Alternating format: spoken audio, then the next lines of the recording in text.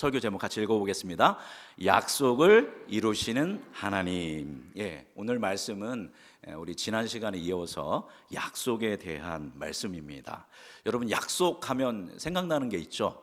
여러분, 약속하면 가장 먼저 떠오르는 이미지가 뭡니까? 새끼손가락 고리 걸고 꼭꼭 약속해. 이런 노래도 있죠. 너하고 나는 친구 되어서 사이좋게 지내자. 싸움하면은 친구 아니야. 사랑하고 지내자.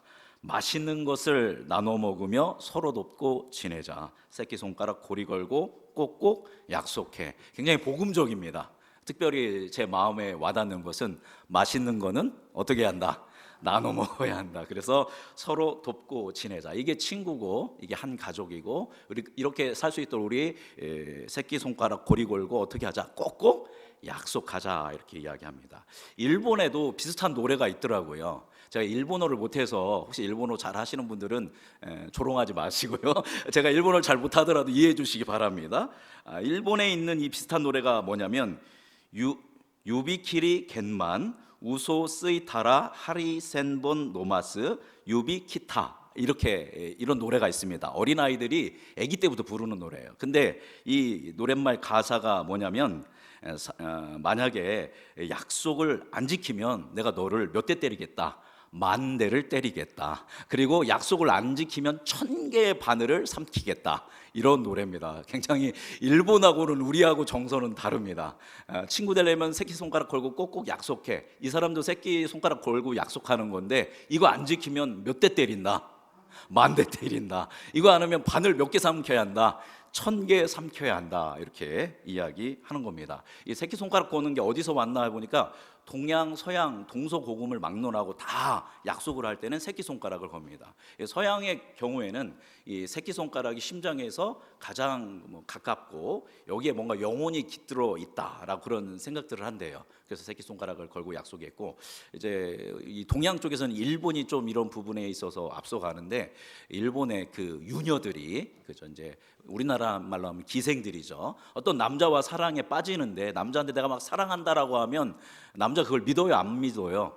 이 여인이 기생이니까 유녀니까 안 믿습니다. 어떻게 믿게 해야 하나? 처음에는 머리카락을 잘라서 주고 손톱을 자르고서 주고, 근데 그건 다시 자라니까 의미가 없잖아요. 내가 당신을 정말 사랑한다라는 걸 밝히기 위해서 뭐를 걸었을까요? 새끼 손가락을 걸었습니다. 그 새끼 손가락의 한 마디를 뭐 하냐면 자르는 겁니다. 잘라서 내가 사랑하는 남자한테 그거를 주는 거예요. 이게 새끼 손가락을 거는 일본의 풍습입니다. 그래서 유녀들이 시작해서 이게 민간까지 다 퍼져서 남자가 이제 군대를 갈 때 전쟁을 치르러 가면 남자도 죽을 수도 있고 또 여자도 또 어떻게 될 줄 모르니까 그것을 내가 이걸 지키겠다.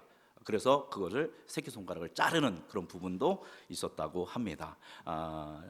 그 약속에 대한 부분도 이렇게 여러 가지 새끼손가락을 거는데, 어렸을 때는 저희 약속할 때는 뭐만 걸었어요? 새끼손가락만 걸었습니다. 그런데 어떤 때부터 갑자기 뭐를 찍기 시작했어요? 이것만으로는 안 돼요. 뭐를 찍어야 돼요? 도장을 찍습니다. 그런데 또 이것만으로는 안 돼요. 그래서 이걸 뭐 하냐면 복사합니다. 복사하는 것도 안 돼요. 또 그래서 이걸 뭐 하냐면 사인까지 합니다. 이제 외국 사람들이 우리나라가 이렇게 하고 이렇게 하고 이렇게 하고 이렇게 하는 걸 보면 되게 재밌어 한다고 해요. 여러분, 새끼손가락만 걸면 되는데, 사실 이거 안 걸어도 되는데 새끼손가락을 걸고, 이걸 거는 거죠. 잘라버리겠다. 걸고 도장을 찍고 복사를 하고 여기한테 사인까지 하는 이유는 뭡니까? 그만큼 상대방이 뭐를 안 지킬 것 같아요? 약속을 안 지킬 것 같아요. 누구도, 심지어 누구도 나도 약속을 안 지킬 것 같은 그런 마음이니까 이것도 해보고 저것도 해보고. 여러분, 그거 해본다고 약속이 지켜집니까? 안 지켜집니까? 안 지켜진다라는 겁니다. 결국 지금은 약속이 굉장히 무의미한 시대 속으로 가고 있지 않는가. 뭐 정치권이라든가 경제라든가 교육이라든가 이런 영역에서 약속이 굉장히 무의미한, 언약을 하는 게, 선서를 하는 게 굉장히 무의미한 시대 속에 살고 있는 것 같습니다. 그러나 시대가 아무리 약속에 대해서 그렇게 희미해져도 여전히 약속을 선명하게 지키는 존재가 있습니다. 누구일까요? 하나님입니다. 하나님의 성품 중에 가장 중요한 성품 중에 하나가 뭐냐면, 하나님은 신실하신 하나님입니다. 신실하신 하나님이기 때문에 우리에게 해주신 약속들을 하나님께서는 지켜주실 줄 믿습니다. 성경은 약속의 역사입니다. 그래서 구약이 뭐예요? 오래된 약속. 신약이 뭡니까? 새로운 약속입니다. 그러니까 이 성경은 누가 누구한테 약속해 준 책이에요? 하나님이 우리에게, 우리가 하나님과 약속한 것을 기록한 것이 성경입니다. 그런데 이 약속 중에서 가장 중요하고 가장 유의미한 약속이, 첫 번째 약속이 누구와의, 하나님과 누구와의 약속이냐면, 우리 지난 시간에도 나누었죠? 누구와의 약속입니까? 아브라함과의 약속입니다. 아브라함 때부터 본격적으로 구속사가 시작되는 거죠. 하나님께서 아브라함에게 많은 약속을 주셨어요. 그래서 네가 밟는 본토 친척 아비집을 떠나 내가 지시할 땅으로 가라. 그럼 네가 밟는 모든 땅을 너에게 주겠다. 그리고 네 후손 중에서 왕이 나올 것이다. 그리고 네가 큰 민족을 이루게 될 것이다. 그리고 너의 씨가 온 만민을 이제 구원하는 그런 역할을 감당할 거다라는 여러 가지 약속을 주십니다. 아브라함이 막 이 약속 저 약속 다 들었어요. 그런데 아브라함에게 가장 유의미하고 가장 감동적인 약속은 뭐였을까요? 너에게 뭐를 주겠다? 아들을 주겠다라는 겁니다. 왜냐하면 아브라함이 이 약속을 받을 때 아브라함 나이가 몇 세였냐면 75세였고, 그리고 사라의 나이가 65세였습니다. 10살 차이입니다, 둘이. 그런데 75년 동안 자식이 있었어요, 없었어요? 없었던 겁니다. 그러니까 뭐 지금은 뭐 우리가 자식 안 갖는 부부들도 많은 시대입니다. 지금은 그런 시대지만 고대 때는 자식이 없다라는 것은 굉장히 큰 아픔이었습니다. 그리고 사람들이 그걸 가지고 수근수근 거리는 것입니다. 그러니까 아브라함은 자그마치 75세 때까지, 아브라함도 괴롭지만 누가 더 괴로웠겠어요? 아내인 사라가 65세까지 너무 고통스러웠는데 하나님께서 어느 날 누굴 주겠대요? 아들을 주겠대요. 근데 얼마큼 준대요? 많이 주겠다라는 거예요. 마치 뭐처럼? 모래알처럼, 하늘의 뭐처럼, 별처럼. 그러니까 뭐 땅이든 왕이든 그런 거 제가 보기에는 뭐 고마워했겠지만, 그래도 내가 이 늦은 나이에 뭐를 가질 수 있다? 아들을, 자손을 가질 수 있다라는 것이 그에게 가장 큰 유의미한 그런 약속이었을 것입니다. 그래서 그것을 따라서 이제 믿음의 여정을 쭉 출발합니다. 그런데 하나님께서 이 해주신 자손을 많이 주겠다는 이 약속이 쉽게 이루어졌을까요? 안 이루어졌을까요? 안 이루어졌습니다. 75세에 떠났는데 10여 년이 지났는데도 이 약속이 성취가 안 되는 겁니다. 그러니까 아브라함의 뭐가 흔들리기 시작했을까요? 믿음이 흔들리기 시작하는 겁니다. 하나님이 약속해 주셨는데 하나님은 약속을 안 지키시는 분 아니야? 이런 마음입니다. 그래서 하나님께서 아브라함에게 크게, 더 많이 나타나셨지만 크게 몇 번의 약속을 해주시냐면 5번의 약속을 해주십니다. 처음에 본토 친척 아비집을 떠나라라는 약속이 있고, 또 중요한 약속이 횃불의 언약이 있고, 또 할례의 언약이 있고, 또 모리아산의 언약이 있습니다. 그런 수많은 언약들을 계속 해주시는데, 처음에 하나님께서 야 뭇별을 봐라, 네 자손을 저렇게 많게 해주겠다 했는데 아브라함 믿어요, 안 믿어요? 한 10여 년 지난 다음에 안 믿습니다. 그러면서 누구나 뭐 제 유업은 누가 받을 겁니다. 내 충성된 종인 그 엘리에셀이 받게 될 것입니다라고 그렇게 이야기를 하게 됩니다. 엘리에셀이나 복을 주십시오. 그랬더니 아니야, 너와 사라 사이에서 줄 거야. 어떻게 믿을 수 있습니까? 하면서 그러면 3년 된 암소와 순양과 3분의 1 그 집비둘기를 잡아서 언약식을 맺자. 우리는 새끼손가락 걸죠, 그죠? 근데 이 고대 근동의 이스라엘 사람들은 뭐를 걸었냐면 동물들을 이제 언약을 할 때 동물들을 이렇게 반으로 쪼갭니다. 이렇게 반으로 쪼개서 이렇게 데칼코마니처럼 이렇게 쪼개놓습니다. 그래서 소랑 양이랑 이런 걸 쪼개놓은 다음에 언약을 하는 사람이 두 사람이 손을 잡고 그 사이를 뭐예요? 지나갑니다. 만약에 약속을 안 지키면 우리가 뭐가 될 거다, 이렇게 두 쪽이 날 거다, 이런 언약을 하나님이 아브라함과 합니다. 그래서 아브라함이 기다리는데 하나님이 안 나타나시는데 횃불처럼 나타나서 불로 나타나셔서 그 쪼갠 고기 사이를 왔다 갔다 합니다. 이게 횃불의 언약입니다. 근데 아브라함은 안 하고 하나님만 오가신 거예요. 그러니까 이 약속은 누가 지키겠다? 하나님이 지키시겠다는 약속입니다. 자, 그래서 아브라함이 이걸 믿었을까요, 안 믿었을까요? 여러분이면 믿었겠어요, 안 믿었겠어요? 갑자기 불이 나타나가지고 요 사이를 막 지나가는데 안 믿으시겠어요? 저는 믿을 것 같아요, 그죠? 근데 아브라함은 못 믿었어요. 몇 년이 지난 다음에 이제 사라가 아이고 이제 나도 이제 80대고 이제 얼마 안 남았어요, 우리. 그러니까 나한테 이집트에서 데려온 여종이 있으니까 아브라함, 당신이 이 내 여종과 동침하십시오. 동침해서 아들이 생기면 그를 양자 삼아서 우리 아들로 삼으십시다. 이게 철저하게 누구의 생각이에요?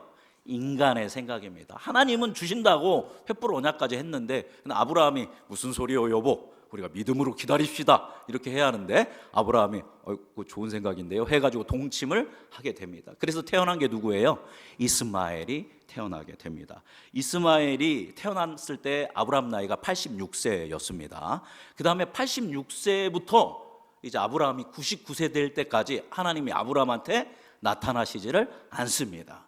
그래서 이스마엘이 태어난 다음에 하나님이 나타날 때까지가 몇 년의 시간이냐면 12년입니다. 12년. 12년 동안 하나님이 누구를 안 찾아오세요? 아브라함을 안 찾아옵니다. 그래서 그때가 침묵기입니다. 그러면 아브라함이 마음이 뭐 해야 돼요? 하나님이 안 오시니까 마음이 뭐 해야 돼요? 괴로워야죠. 하나님이 나를 잊으셨나? 근데 괴로워하지도 않아요. 왜냐면 누가 있으니까.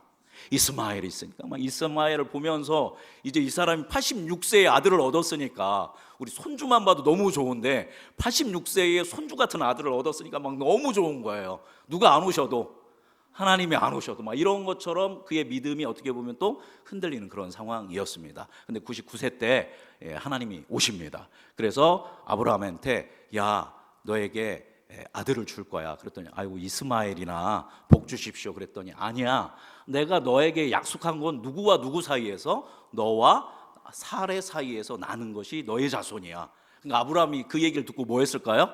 웃습니다. 여기서 웃는 것은 막 기뻐서 웃었을까요? 아니면 비웃었을까요? 비웃은 거예요. 아이고 하나님, 물론 하나님 전능하신 하나님이면 제가 99세인데 무슨 아들입니까? 비웃은 거예요. 그러니까 하나님이 아니 아들 줄 거야 이렇게 하고 그 다음에 너희들 뭐를 받아라? 할례를 받아라. 그래서 약속의 표로 남자들이 다 할례를 받게 됩니다. 그리고 얼마 후에 또 사라한테 오세요. 이제 아브라함한테 찾아오셨지만 사라한테 야 네가 내년 이맘쯤에 아들을 낳을 거야. 그랬더니 사라가 어떻게 했을까요?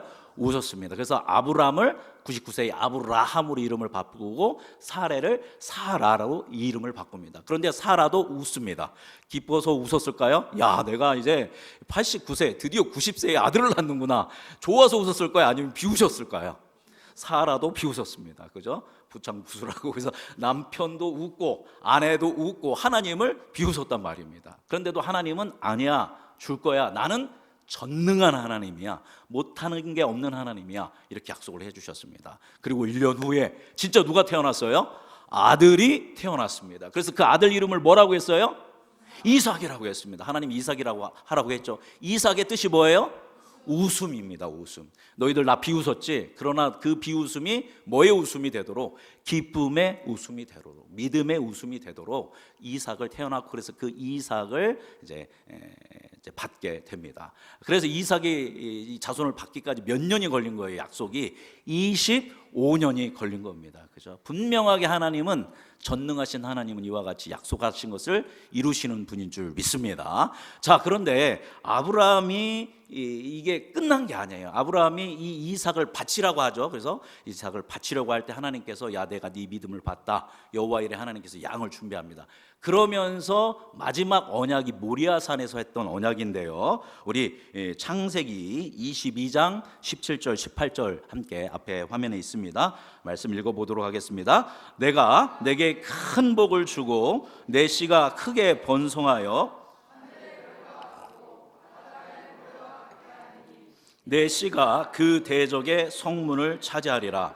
또 내 씨로 말미암아 천하 만민이 복을 받으리니 이는 내가 나의 말을 준행하였음이니라 하셨다 하니라. 아멘. 이삭을 바치려고 했는데 멈춰라 하고 하나님이 이 모리아산에서, 이게 성전산입니다, 여기서 언약을 해주셨는데 17절 보니까 내가 너 복주고 네 씨를 크게 번성해서 많게 하는데 네 씨가, 네 씨들이가 아니라 네 씨입니다. 그러니까 단수형입니다. 네 자손이 누구의 성문을 차지하리라? 그 대적의 성문을 차지하리라. 그리고 네 씨로 말미암아 누가 복을 받게 될 거다?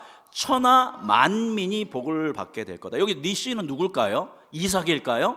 이삭을 얘기하는 게 아닙니다. 뭔가 아브라함의 자손 중에, 그죠? 대적의 성문을 취하는 거예요. 여기서 대적의 성문은 단순한 어떤 성문이 아니라 죽음의 권세, 죄의 권세, 어둠의 권세를 이야기하는 겁니다. 그 어둠의 권세의 성문을 취하고 천하 만민이 복을 받게 할 거라는 약속을 아브라함에게 해주신 겁니다. 근데 1차적으로 이삭의 약속이 이루어지기까지 25년 걸렸지만 지금 이 약속은 이삭을 통해서 이루어진 건 아니에요. 그러면 하나님께서 이 약속을 지키실까요? 안 지키실까요?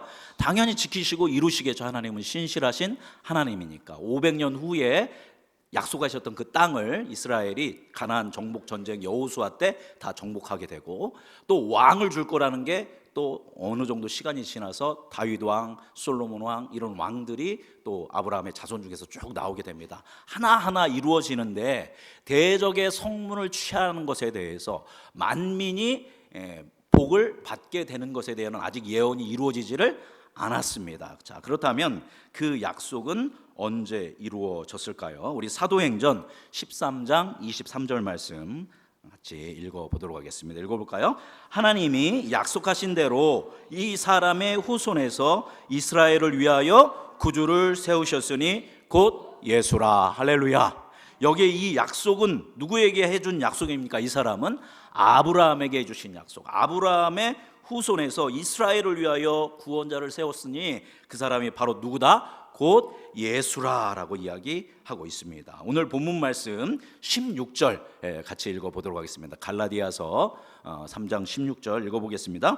이 약속들은 아브라함과 그 자손에게 말씀하신 것인데 여럿을 가리켜 그 자손들이라 하지 아니하시고 오직 한 사람을 가리켜 내 자손이라 하셨으니 곧 그리스도라. 아멘. 아브라함에게 네가 복의 근원이 될 것이다, 너로 말미암아 만민이 복을 받게 될 거다라고 했는데, 알고 보니까 그건 아브라함의 씨, 아브라함의 후손을 통해서 이 일들이 이루어질 거라는 약속을 하나님께서 해 주신 겁니다. 그런데 그 약속이 성취되었는데 몇 년이 걸렸냐면 2000년이 걸렸습니다. 예수님과 아브라함 사이의 간격은 2000년입니다.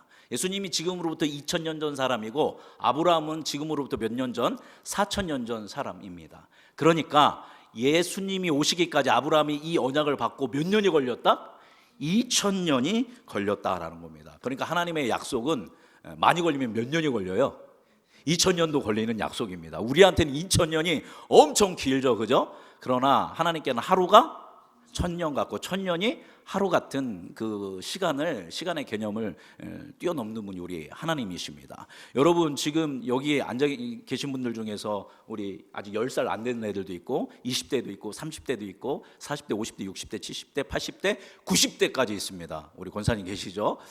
권사님 오래오래 사신 것 같지만, 그죠? 잠깐이지 않습니까?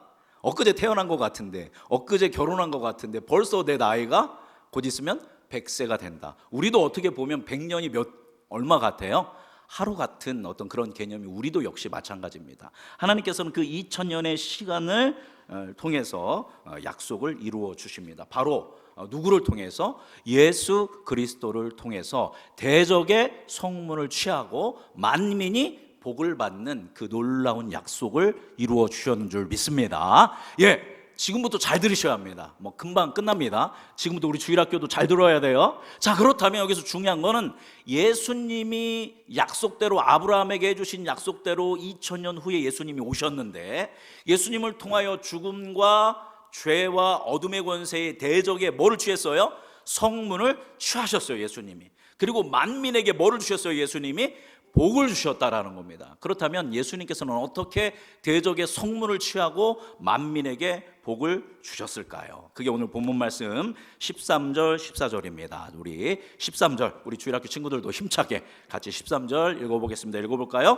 그리스도께서 우리를 위하여 저주를 받은 바 되사 율법의 저주에서 우리를 속량하셨으니 기록된 바 나무에 달린 자마다 저주 아래에 있는 자라 하였음이라. 14절, 이는 그리스도 예수 안에서 아브라함의 복이 이방인에게 미치게 하고 또 우리로 하여금 믿음으로 말미암아 성령의 약속을 받게 하려 함이라. 아멘. 누구 안에서? 그리스도 예수 안에서. 누구의 복이? 아브라함이 받았던 그런 놀라운 구원의 복이 이방인에게, 즉 우리에게 미치게 하고 우리로 하여금 믿음으로 말미암아 누구의 약속을 받게 했다? 성령의 약속을 받게 했다. 누구 안에서요? 예수 안에서. 근데 예수님이 이걸 어떻게 하셨는가? 그것이 13절 말씀이죠. 13절 다시 읽어보겠습니다. 그리스도께서 우리를 위하여 저주를 받은 바 되사 율법의 저주에서 우리를 속량하셨으니 기록된 바 나무에 달린 자마다 저주 아래 있는 자라 하였음이라.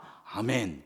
예수님이 우리를 어떻게 구원하셨는가? 우리에게 어떻게 복을 주셨는가? 간단하죠? 앞에 보니까 그리스도께서 누구를 위하여? 우리를 위하여. 우리를 위하여 뭐를 받으셨대요? 저주를 받으셨다라는 것입니다. 다른 사람이 아니라 죄인들을 위하여 저주를 받으셨구나. 아니요, 물타기 하면 안 됩니다. 누구의 죄를 위해서예요? 나의 죄. 그죠? 내가 지은 죄 때문에 뭐를 받으셨다? 저주를 받으셨다. 그래서 그 저주를 통해서 본인이 저주를 받음으로 인해서 우리를 뭐 하셨대요?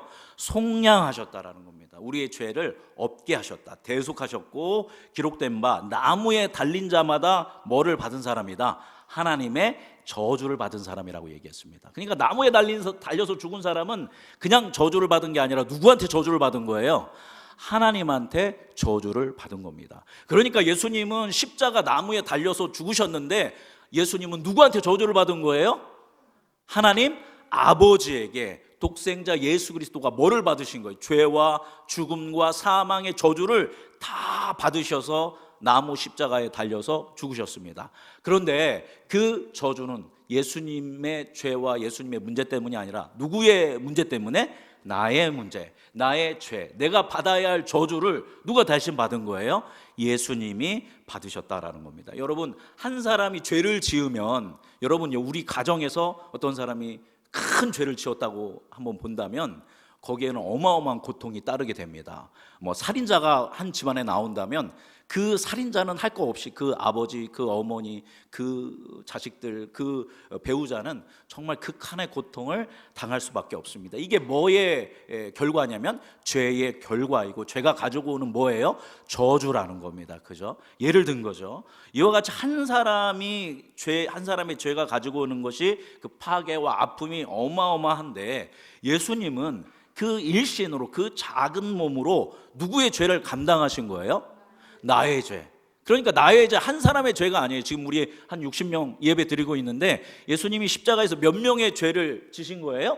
60명의. 그런데 60명의 죄만이 아닙니다.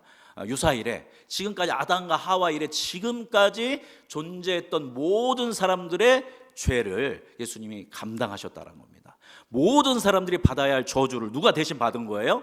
예수님이 받으셨다라는 것입니다. 우리가 예수님의 십자가를 생각하면, 그죠? 이제 이런 설교도 제가 몇 번 드렸지만 사순절 되면 꼭 틀지 않습니까? 물론 저도 이번에도 틀 겁니다. 그죠? 예수님이 채찍에 맞으시고 십자가에 못 박히시고 거기서 고통당하는 것을 보면 여러분 얼마나 우리의 마음이 아픕니까? 얼마나 예수님이 고통스러웠을까? 육체적으로 얼마나 아프셨을까? 그런데 여러분, 예수님이 십자가에 몇 시간 동안 매달려 계셨습니까? 6시간. 오전 9시에 매달려서 오후 3시에 돌아가셨습니다. 자, 물론 우리가 상상할 수 없는 큰 고통과 큰 고난이었을 것입니다. 그런데 사실 이게 그렇게 생각보다 큰 고통과 육체적으로 그게 큰 고통, 고난이 아니라는 겁니다. 좀 충격적이죠? 최고의 고난인데 그렇지 않습니다. 당시에 십자가는 누가 로마 사람만 십자가에 못 박일 수 있는데 누가 그 로마 사람들이 누구를 십자가에 못 박았냐면 독립운동을 하는 사람을 십자가에 못 박았습니다. 물론 우리가 뭐 극악무도한 살인자를 십자가에 못 박는다고 하는데 거의 그렇지 않습니다. 로마 사람들이 그 이방인들을, 유대인이라든가 이런 사람들을 십자가에 못 박는 이유는 뭐 못 일으키게, 반란을 못 일으키게 본보기로 길가라든가 산 위라든가 사람들이 제일 잘 보이는 데다가 십자가에 못 박는 겁니다. 너희들 로마에 반역하면 이 꼴 되는 줄 알아. 그런데 그렇게 죽을 때 기록에 보면 며칠까지 십자가에 살아있는 사람이 있었냐면 7일까지 살아있던 사람이 있었다는 겁니다. 예수님은 몇 시간이에요? 6시간입니다. 그런데 어떤 사람은 독립운동하다가, 유대의 독립을 위해서 운동하다가 며칠 동안? 예수님하고는 비교되지 않는 이 7일 동안 거기서 고통당하면서 죽은 사람들도 있다라는 거예요. 그러니까 우리가 그런 걸 보면서 막 우리의 감성을 자극하면서 얼마나 아프셨을까, 얼마나 고통스러웠을까, 나를 위해서 막 눈물 흘리는데 그 고통보다도 더한 고통을 받았던 의인들, 우리가 의인이라고 부를 수 있는 그러한 선한 일을 위해서 죽었던 사람들은 얼마든지 많다라는 겁니다. 그렇게 손 따지면 6시간 동안 거기서 달려서 죽으신 예수님이, 그죠? 그런 사람들한테 비하면 그렇게 큰 고통이 아닐 수 있다는 거예요. 뭐의 고통은? 육신의 고통은 그렇다라는 겁니다. 그러나 예수님이 당한 고통은 6시간 동안 십자가에 매달려서 숨이 끊어질도록 그렇게 호흡하지 못하면서 올라갔다 내려갔다 하면서 고통당하는 육신의 고통과는 비교되지 않는 영적인 고통이 있었다라는 겁니다. 누구의 저주가 임한 거예요? 다른 저주가 아니라, 사탄이 주는 저주가 아니라 누가 주는 저주? 하나님이 내리시는 저주가 완전히 마치 블랙홀처럼 아주 밀도가 깊게 누구한테 다 찌르고 있는 거예요. 예수님을 다 찌르는 겁니다. 누가 받아야 할 저주를? 저와 여러분이, 온 인류가 받아야 할 그 저주의 고통과, 아까 일본 사람들이 노래하는 것처럼 나한테 약속 안 지키면 10,000대 때릴 거야, 1,000개의 바늘을 삼킬 거야, 그것과는 비교되지 않는 어마어마한 영적인 고통이 누구를 짓눌렀던 거예요? 예수님을 짓눌렀다라는 겁니다. 그래서 일주일, 1년 동안 십자가에 매달려 있는 것과는 전혀 비교되지 않는 어마어마한 고통이, 인간으로서는 상상할 수 없는 고통을 누가 받으신 거예요? 예수님이 받으셨다라는 것을 우리는 기억해야 합니다. 그리고 그 예수님이 받은 그 고통의 주체는, 그렇게 예수님을 고통스럽게 했던 사람은 누구예요? 나라는 것을 정확하게 우리는 인지해야 한다라는 겁니다. 예수님이 그렇게 하신 이유는 뭐를 지키기 위해서?